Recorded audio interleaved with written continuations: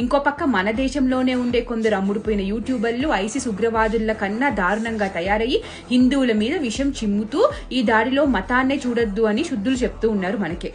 Dhruv dirty గాడు బాగుండాలి అని ఓలాకి మొక్కుతూ ఒక పాకిస్తానీ ముల్లా మాట్లాడిన వీడియో బయటికి వచ్చింది. इंडिया में एक यूट्यूबर हैं ध्रुव राठी हाफिज़हुल्लाह ताला मिनल जिन्नति वन्नास, अल्लाह ताला उनकी हिफाजत फरमाए. और వీడియో పాకిస్తాన్ అఫీషియల్ సైట్స్ లో పెట్టుకుంటున్నారు. ఇంతకన్నా దేశద్రోహులు ఉంటారా? ఇదిగో పాకిస్తాన్ లో ఒక టీవీ ఛానల్లో డిబేట్ లో కశ్మీర్ భారత్ నుండి విడగొట్టడానికి పాకిస్తాన్ ఏం కష్టపడాల్సిన అవసరం లేదు, భారతదేశంలో కాంగ్రెస్ మమతా బేగము లెఫ్ట్ కమ్యూనిస్టులు పాకిస్తాన్ కి సహాయం చేస్తూనే ఉన్నారు కదా, చేస్తారు అని మేము భయపడాల్సిన అవసరం లేదు అని చాలా మంచిగా అద్భుతంగా మాట్లాడుకుంటున్నారు. इंडिया बहुत बड़ा मुल्क है और कई हिंदुस्तान के लोग आपके साथ सिंपथाइजर भी हैं. अरुंधति रॉय है, ममता बनर्जी है, कांग्रेस पार्टी है, कम्युनिस्ट पार्टी है, लेफ्ट पार्टीज है, दलित पार्टीज है. हिंदुस्तान सारे लोग तो नहीं मोदी.